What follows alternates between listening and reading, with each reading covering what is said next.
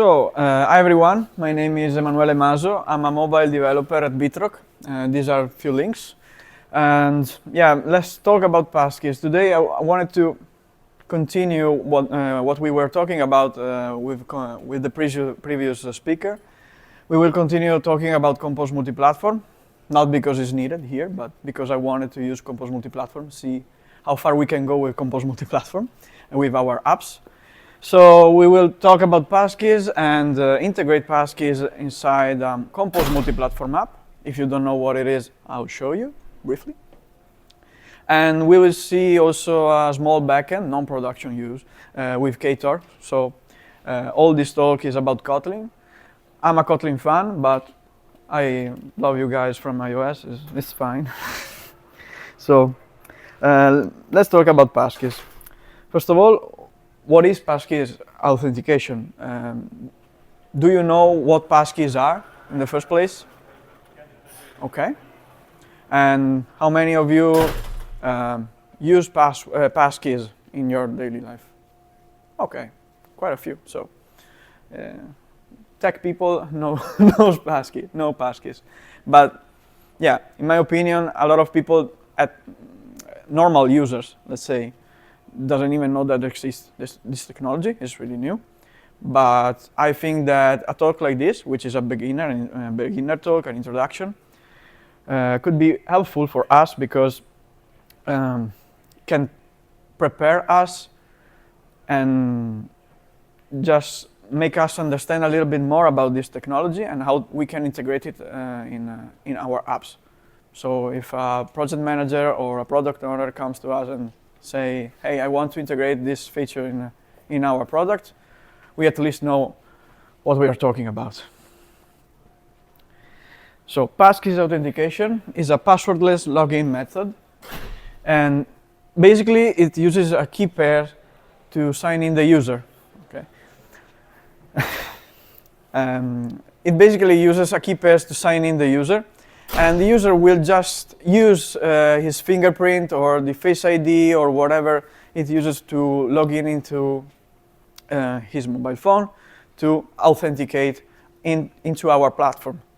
And it turns out that is even a stronger authentication and more secure. Passkeys are born from Fido and Web10. Fido is alliance which is basically made of the most big techs, and they wanted to just find a way to wanted to create a standard to integrate these passkeys. And now we have also on Web10 website a lot of libraries in different languages that we can actually use to implement passkeys from mobile to web and with backend. And actually I will use for Ktor backend the Java library of Web10. So how does it work? We need to talk about asymmetric encryption. I don't know if you are familiar with that, but basically we have two keys. One public key and one secret key. The user can use the public key to encrypt a plain text and get a ciphertext. Only the user with the secret key can decrypt that ciphertext to get the original text back. But in our case, we will do the reverse method, and we will use the secret key to sign something, some data. And with that public key, our backend, our platform, will use that public key to see if the data is correctly signed from the user. And we can manage that because of the algorithms that lays behind this technology. So, what kind of passkeys do we have? We have cloud passkeys, which I think that will be used for most of the users in the future, which is Google Password Manager, keychain from iOS, or third-party libraries, third-party software like Bitwarden. And then we have hardware passkeys, which can be YubiKeys or whatever, any kind of USB made for that. So what is the difference? Basically, the cloud one will lets you sync your passkeys between your devices. Third-party software lets you sync these passkeys also between different kind of devices, like for example Mac OS and a Google phone.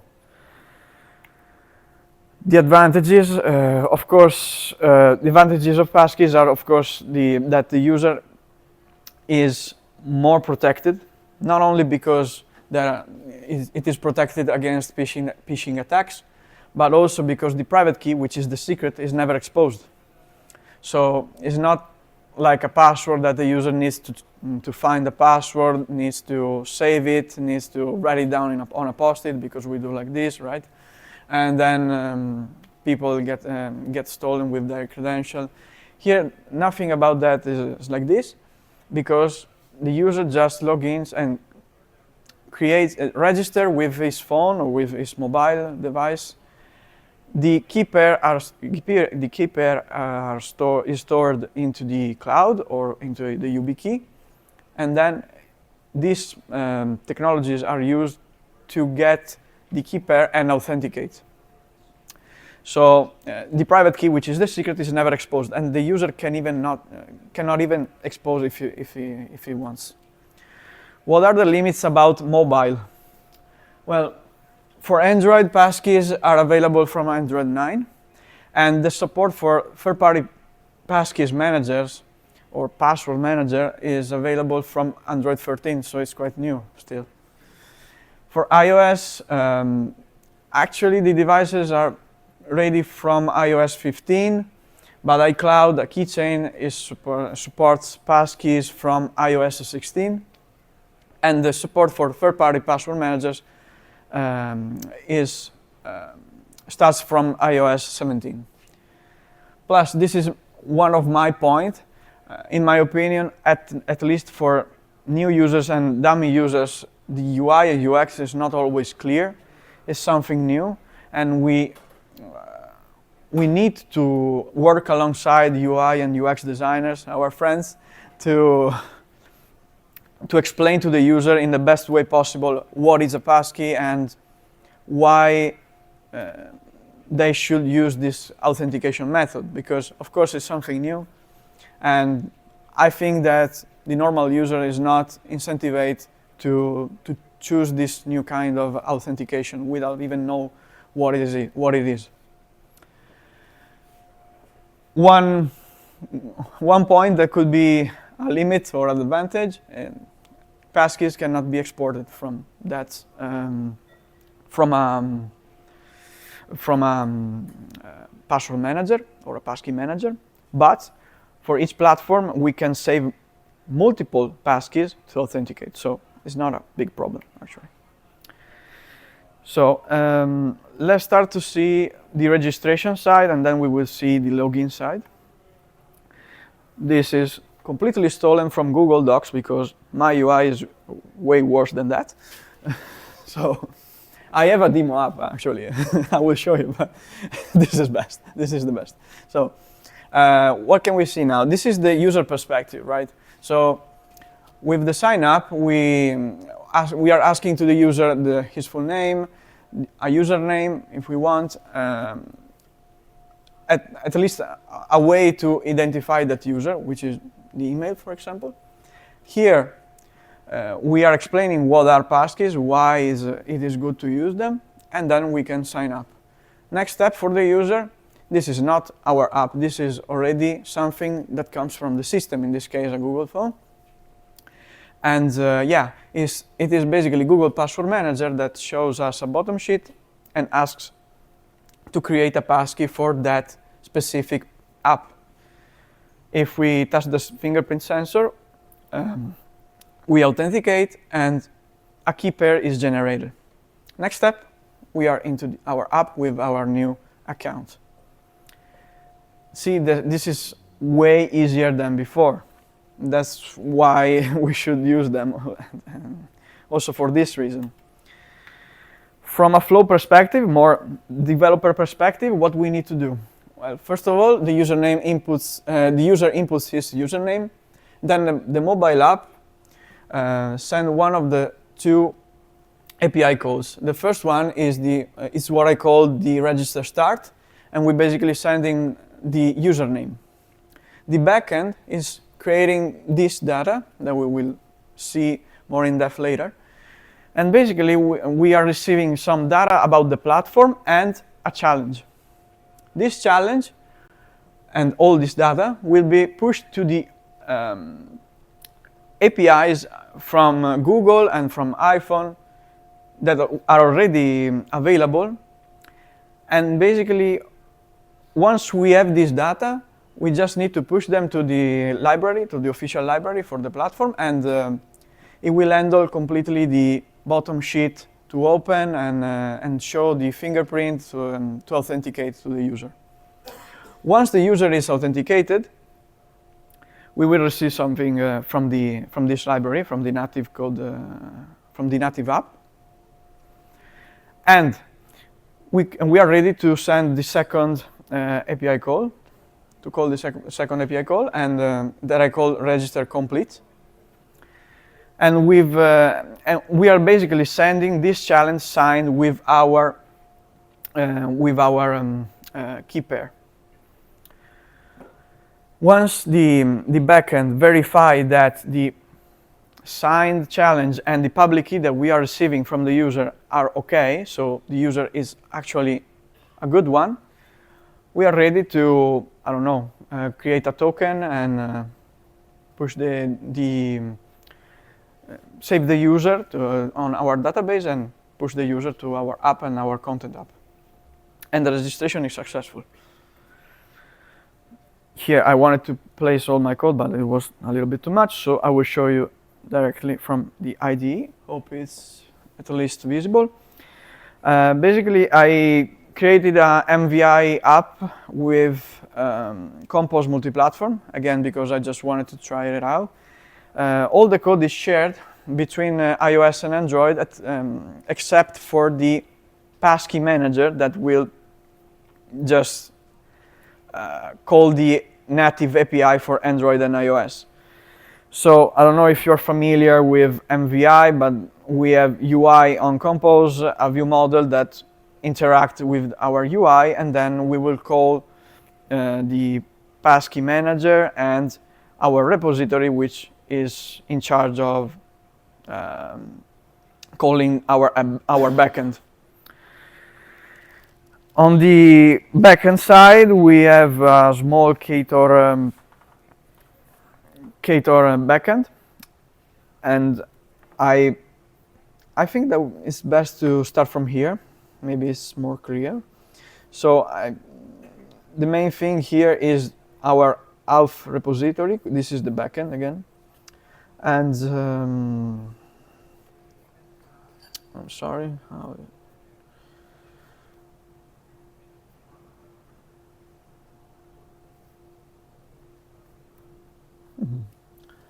I don't know how to open it again.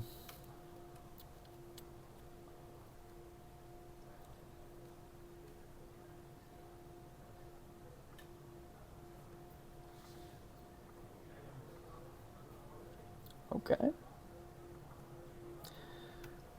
So here on routing, I'm defining my routes, and except for config routes, which we will see later, we have these auth routes. And as I told you before, we have two API calls for the registration and two for the login, which we will see later. The start registration will just ask for the username and then call this auth repository that will actually do the work for us. We'll start the registration, so let's see what it's doing. First of all, I'm looking for, on my data source, which in this case is a cache, but could be a database or whatever, I'm looking for the user by his username, or I will generate a new one. And then I create this challenge. What is a challenge? It's just a byte array with a secure random, but it's just a byte array. After that, I save on my database this challenge because I will retrieve it on the second phase of the registration, and I save this user. And I'm pushing back to the app all this mega class, which basically comes with everything that is needed for the library, native library for the app, both for Android and iOS. This is an ID, a relying party ID, which basically is showing my where is deployed my backend, and yeah, a name, just a name, the user informations, the challenge that I've created, and also the algorithms that are used for this authentication, and these are mapped as the most common algorithms used for the Passkey authentication. Here's some preferences and some timeouts. After that, when the user creates his key pair and send back to us the challenge signed, we have the second API, the second endpoint, and yeah, we are calling this complete registration, which is getting the username and the request.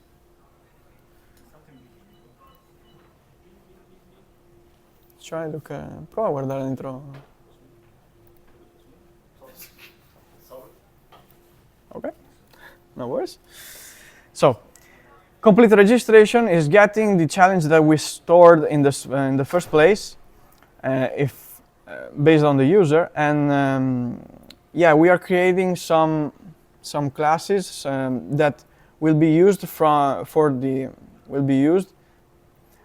by the WebAuth manager, which is basically the library from WebAuthn built on Java, with Java.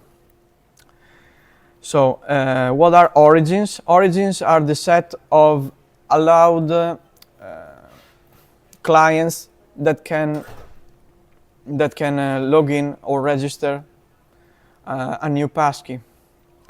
Android origin in this case is calculated based on the app fingerprint, which I just, for the sake of this presentation, I just place it here. This is a fingerprint of the app built.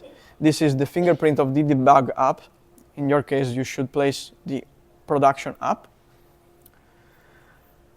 And yeah, you just build this string, which is the Android origin, and web and iOS is just the same, is HTTPS plus the relying party, this one.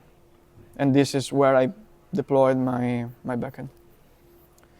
So come back here, and with the WebAuthn manager, which is nothing more than the library that we are using. Here. We are verifying if our request that is coming from our app with all the signed things that will be signed from with the library, native library. We will verify, the library will verify if the signed things, the signed data is correct. If everything is all right, we will get again some record from this library. This attestation object just comes with everything that we need to store for the user. So I will store inside my database or my cache the credential, and this is basically the credential that will be used to authenticate the user when he will try to log in with this specific passkey. But of course we can have n of them for each user. From the app perspective, what we need to do. This is our view model, which is an out view model, and is currently chained to our UI off screen, which is nothing more than an input text where you can place your username and try to register the user or try to log in. So when the user tried to register, this is the MVI pattern that I was talking about. I get this action, I want to register, the registration is pressed by the user, and yeah, I call this method with the username inputted by the user. From here, I will start the Passkey registration with our first step. Once we get back with the result from the backend, I will try to call my Passkey credential manager, which is the only thing that is not shared between, on Compose Multiplatform between the two platforms. So let's see more in depth about this interface, which is implemented just for Android and iOS.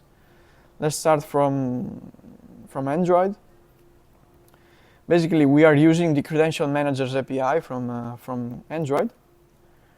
And with all the data that we are receiving from our backend, which, by the way, you can share these DTOs between the backend and our app because everything is in Kotlin, we can just call this native library to create our credential. What will it do? It will just show our bottom sheet, our system bottom sheet. Once this is done, we have our result, which is the challenge signed with all the other data that we need for the credential of the user. We just push it back and call the second API call for the backend by pushing this DTO, and yeah, show a result. So as you can see, it's just a matter of using the right libraries, but it's basically everything built in for us by official libraries. So yeah, I'm just pushing the request that I got from our native library. And if you look at the iOS side, it's really similar. This is the iOS side, and yeah, I need to do a little bit more of work because it's iOS with Kotlin, but we are calling this, which are again native APIs to call the credential manager for iOS. Here we need to do a little bit of more decoding about this challenge that we are sending from our backend. But once we set our preferences, it's just a matter of calling this native library. We get a response, encoding that, and we'll push it back to the backend in order to make it work with our backend as well as Android. So nothing special in the end.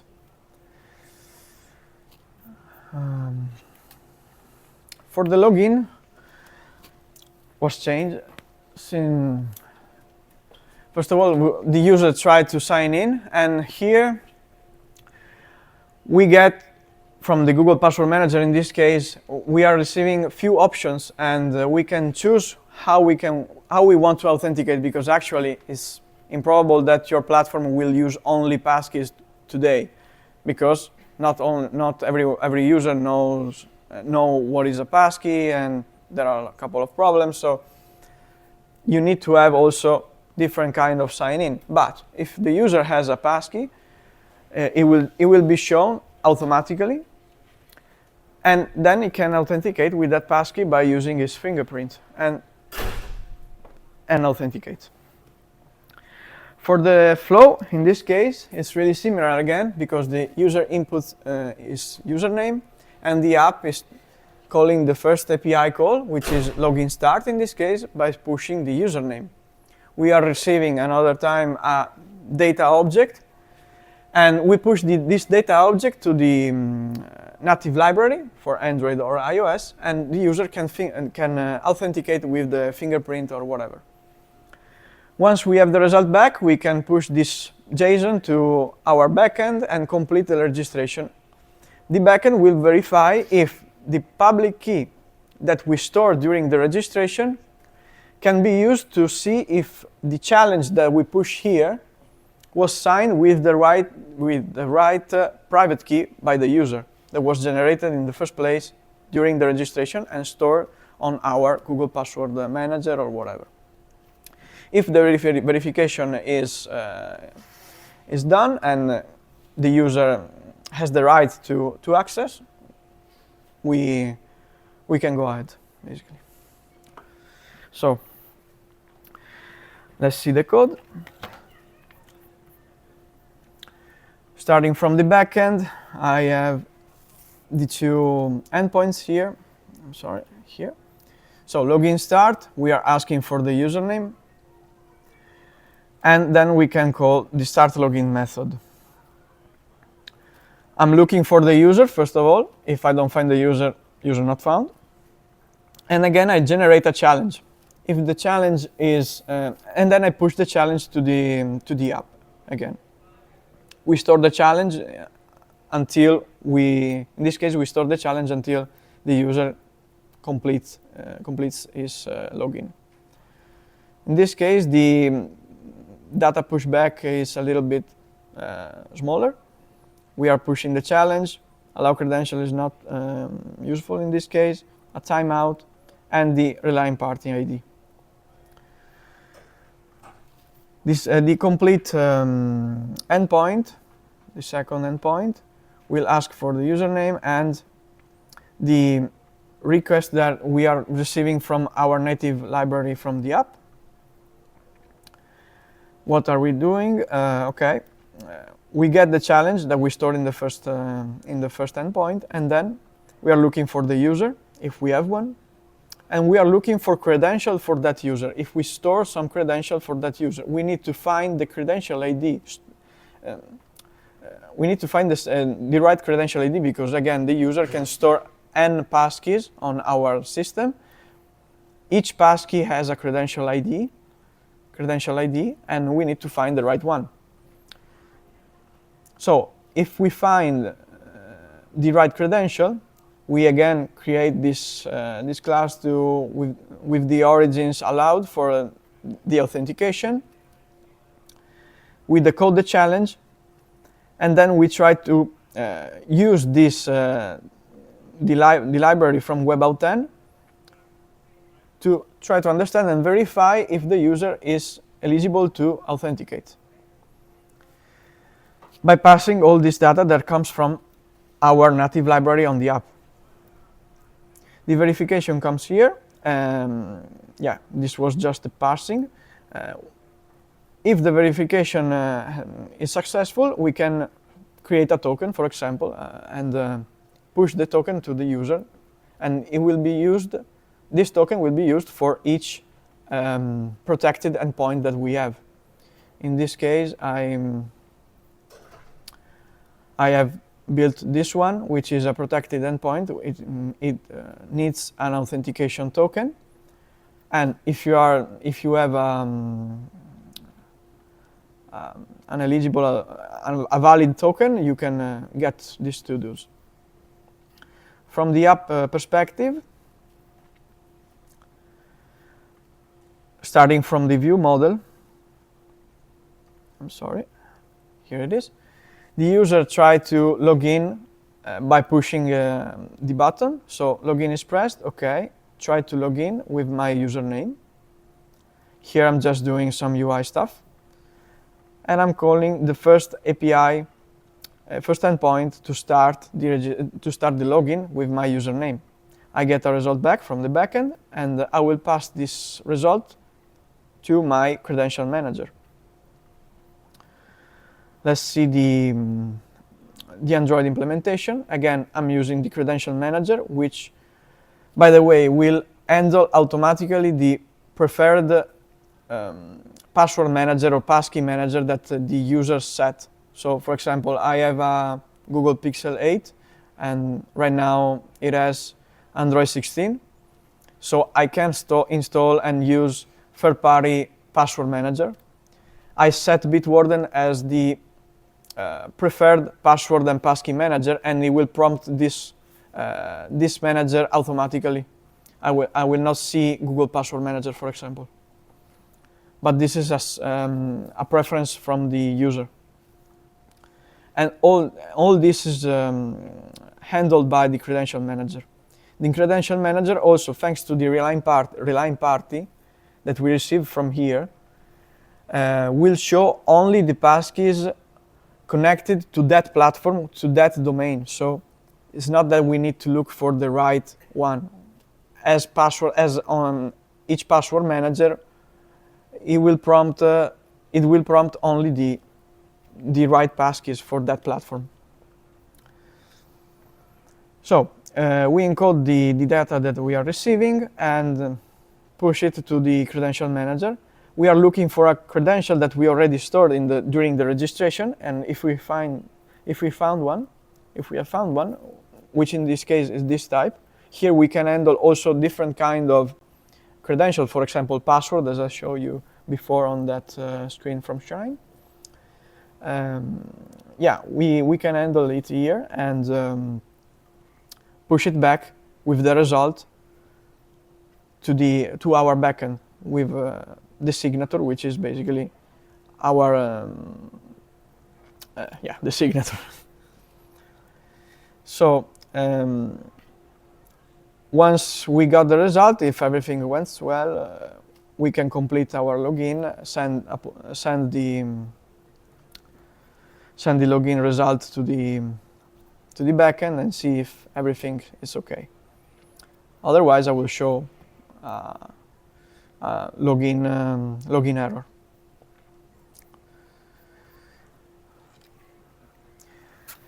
Well, this is kind of important because without this backend configuration, nothing will work. So it's important to mention that for make it work, we need to set few, in this case, endpoints, because I couldn't find any way to set it up otherwise. But we need to place 2 public endpoints with this exact path for Android, this one, and iOS, this one. What they are. For the asset links.json, we are basically showing to public, then I explain what is public, the package name of the app, and the fingerprint that is allowed to perform registration or login on our app. And these are just some configuration. When the user tries to authenticate, or even at the startup of the app, the system automatically will fetch this public JSON and will try to see if our app is eligible to log in or register on that specific backend. So it's really important to have this. On the other side, with Apple, it's a little bit different. Yeah, this is just a way to get the fingerprint for the app debug, and this is what is written on the Android docs. It must this is important. It must return, of course, the valid HTTP response, and it must have the JSON MIME content type header. Otherwise, it will not work. For the Apple side, we need to publish this file without extension, and we are basically specifying the team ID and the package name of the app as well. And here everything is working a little bit different because Apple system will fetch our file, and the iOS app will ask to Apple directly if we are eligible. So it's not that the iOS app will fetch automatically to our backend. It will go through Apple system. So this is the link for check if Apple is already synced up with our public file, because it could take some time, especially when it's not already published. You might wait 2 days before Apple sync up and actually make the Apple app working. So yeah, keeping that in mind. Here you have also a Facebook example. But the main thing is that if I build today the backend and try to publish this file, the iOS app will not work instantly because we need to wait for the Apple system to sync up. So, small recap, we see some small basic concepts, the type of passkeys that we have, advantages and small limits that we have for now, and briefly the registration and login flows, and the main thing, which is the most important, the backend configuration required, which is really fast to write, but it's important to know what is happening behind. Here I give you some links if you want to go a little bit deeper on that, because of course this is just an introduction, just to let you know what is needed to do to integrate Passkey Authentication on our app, in our app. These are the two repos, they are public, the app and the backend, if you want to look at it later. And yeah, thank you so much.